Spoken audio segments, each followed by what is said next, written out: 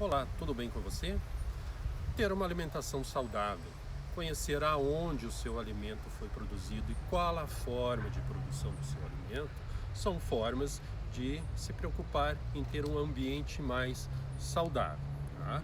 A agroecologia é uma das várias formas de produzir alimento. Tá? O sistema agroecológico, ele respeita o meio ambiente, ele trabalha em harmonia com o meio ambiente, ele valoriza o conhecimento popular, a sabedoria do agricultor. O sistema agroecológico se preocupa em produzir um alimento de qualidade para que o consumidor final tenha bons nutrientes. Tá? E dentro da agroecologia, um dos temas é a proteção do solo, ou seja, o solo é um organismo vivo e como organismo vivo ele precisa estar protegido. E aqui nós temos um exemplo, este canteiro. Nesse canteiro a gente encontra uma diversidade de plantas. São plantas espontâneas, outras foram plantadas por nós aqui. Mas o que está acontecendo aqui? Tá? Essas plantas elas estão protegendo este solo. Então é natural que quando o solo fica exposto, essas plantas espontâneas, que popularmente nós chamamos de insos, elas apareçam para proteger esse solo. Aqui do outro lado nós temos um outro exemplo.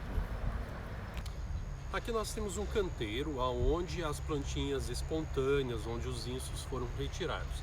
E é interessante a gente perceber que uma semana após a limpeza, já começa a surgir novas plantas espontâneas. Então é o solo fazendo com que essas plantas surjam para que elas sirvam de proteção para ele.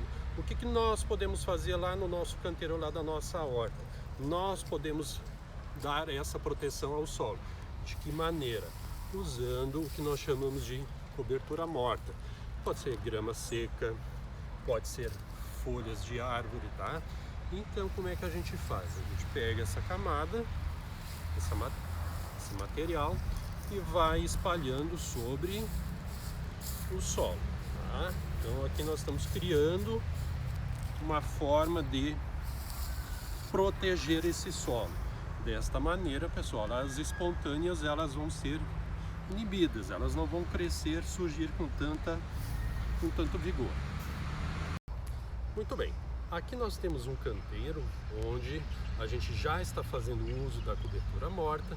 Percebo que a gente tem algumas plantinhas de interesse plantado, como alface, azedinha, a salsa, a cúrcuma. E se a gente for dar uma olhada, uma observada nesse canteiro, a gente percebe que praticamente não tem plantas espontâneas. Não nasce inso aqui. Ou quando nasce é muito pouco. E nascendo pouco inso, pessoal, o que isso traz de benefício para nós?